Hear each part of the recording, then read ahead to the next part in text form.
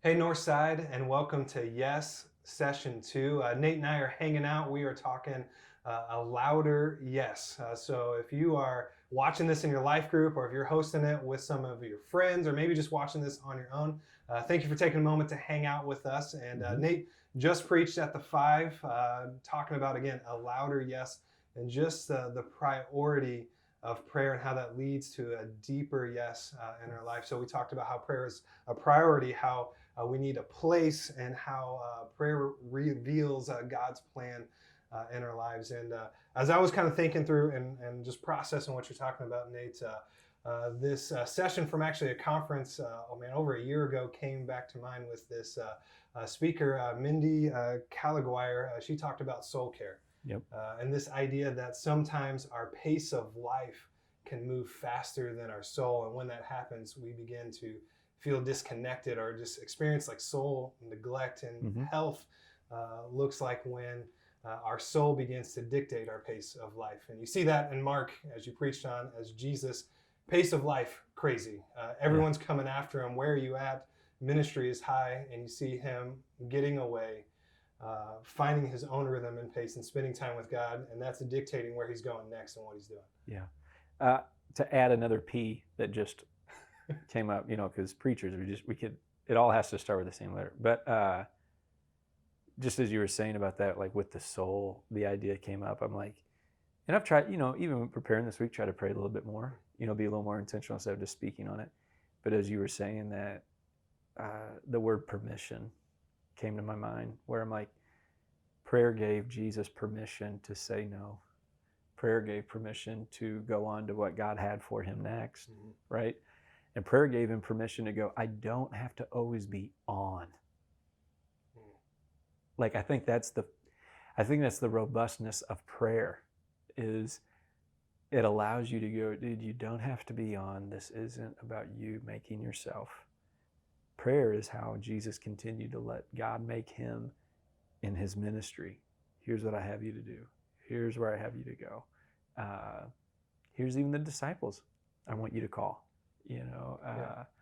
But just that word, as you're saying, that just prayer gives us permission. And now I'm more excited about prayer. Yeah.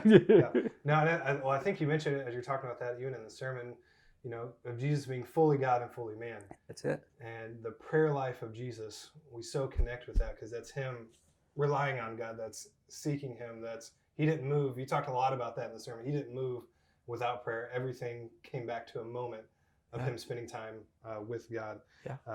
And actually that kind of brings to the first thing you talked about, first point, prayer is priority. Yeah. You quoted the great theologian Ricky Bobby. That if you ain't first, you're last. If God's not first, he's gonna be last. He's gonna be last on that. You got to keep it real, guys. Yeah. So bring back the idea, because it so convicts us, the idea of replacing "I'm too busy" with it's not a priority. Oh my gosh! I remember Ruthie was the one who gave that to me, and I don't know if that was just her way of convicting me. But the phrases Ann Voskamp, if you keep finding yourself saying I'm too busy, replace it with it's not a priority. I'm just too busy to get a vacation. Vacation is not a priority. I'm just too busy to take a day off. I'm too busy to, hang with friends. I'm too busy, For me, it's like, yeah, that is the truth. And then now I have to go back and reevaluate what's really going on and why am I really not doing it? Yeah. No, I think that with prayer, I think priority is a great word. Sometimes, I don't know, I think of it just in my own life, I mix up perfection and priority. I think in my prayer life, like, well, I'm not hitting every day, or it's not a perfect condition. It's not in perfect condition. Yeah. That because of that, I'm a failure. Actually, one of my favorite quotes comes from a monk, Brother Lawrence. Yeah. That he talked about, the way he put it is that I used to get discouraged because I thought I was a failure at prayer, and then I realized I'm always going to be a failure at prayer. And I've got along better since then. So it's more about pursuit. It's more about making that priority than actually being perfect at it. Priority trumps.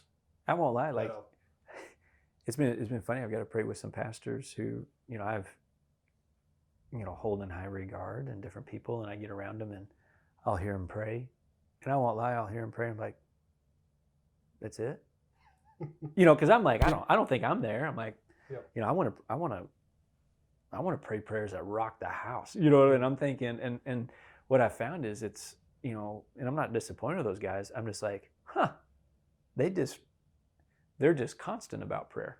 Yeah. It's not so much that they have these eloquent, it's just, they're just men and women of prayer, and it soaks in everything that they're doing. And it's not so much of the perfection of it. It's like what we're saying, it's just Jesus's priority. This was just always something he gave himself to. Yeah. Well, that great segue to the next point of prayer needs a place, but you're right. When Matthew 6, Sermon on the Mount, when Jesus teaches on prayer, he's like, it's not about what you say. It's not even how long you pray.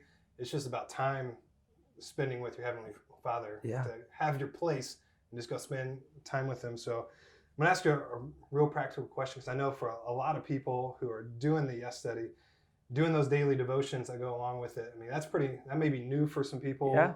Diving into the study. For some, they may have done this before, but practically, if you had something to throw out to people who've never done this before, stepping into prayer and this habit of solitude for the first time, what advice, encouragement would you give just from your own life? Yeah. It's almost like embrace the awkward.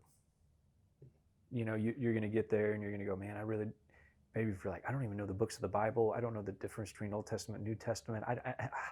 I think that's even why the disciples told Jesus, would you just daggone teach us how to pray? And he's over there praying all the time. And they're like, I know you're doing it. I don't know how to do it. Would you teach us this? Would you help me? And so you go, the very people that Jesus spent time with didn't know how to pray. So one, let's just embrace the awkward, and go, and then just go. It's almost like some of these other things that we want to build into. We just go, I'm going to be committed to this. I want to do this. Even if it doesn't feel like that was a great moment, it's like, nope, I'm going to keep doing this. And what I found too, even in my own life, is like this year, coming in this year, all right, Lord, what do you have for 2021? Spend some time just praying, fasting, listening. Only word I got from the Lord is, this is going to be a foundational year. Anything else? And what he's really saying, okay, let me pursue foundational, and going, hey, as we're not really fully back, we're still online and we're this, well, let's really make this about Jesus. In the uncertainty, let's really make this about the foundation of being disciples, making disciples. And I'm like, oh, okay. So a lot of times I'll only get a word or I'll only get something, but I go, great, now let's just keep going after that. So even if you feel like God didn't say much, oftentimes that's all it's like, hey, here you go. Now keep coming back. Yeah. Even why in Mark 9, disciples, why couldn't we cast that out? You're doing it in your own power. You're not doing it in prayer. Mm-hmm. He's like, and what he's saying is they tried to cast it out without being people of prayer. Yeah. And he's going, that didn't work, man. Yeah. Well, that comes back to even as you were talking about from the story of you and Ruthie, when you had that great line that if I want you to want me more than you want the answer. Sometimes it's not even about the answer that you get, just I want you to pursue me more. He's like, great prayer. Thank you for bringing it. I appreciate it. And now I'm going to give you what you need. Yeah. There you go. Okay. Right. Yeah. And I was joking with you guys before we started. I'm like, I remember, we had blue tile kitchen counters, tops. I mean, I remember exactly where we were in the kitchen, because there's something powerful that when you really do allow and give permission to the Lord to speak to you, and you pray and you fast and you really do want him more than an answer. You go, oh God, I want an answer. But man, if I just want you, it really makes life meaningful and rich, compared to just prayers is something you got to do. That's true. Very true. Well, I think that's a good place to stop for this evening. So I know in groups, as you're watching this, as you dive into week 2, a big piece is talking about that place and a plan. that prayer, it is a priority, but part of that is for us making that priority. And what is your place of solitude? Yeah. Where are you going to go? How are you going to carve out that time? Talk about that in your life group, and then we'll be back here next week to talk about session 3. We'll see you then.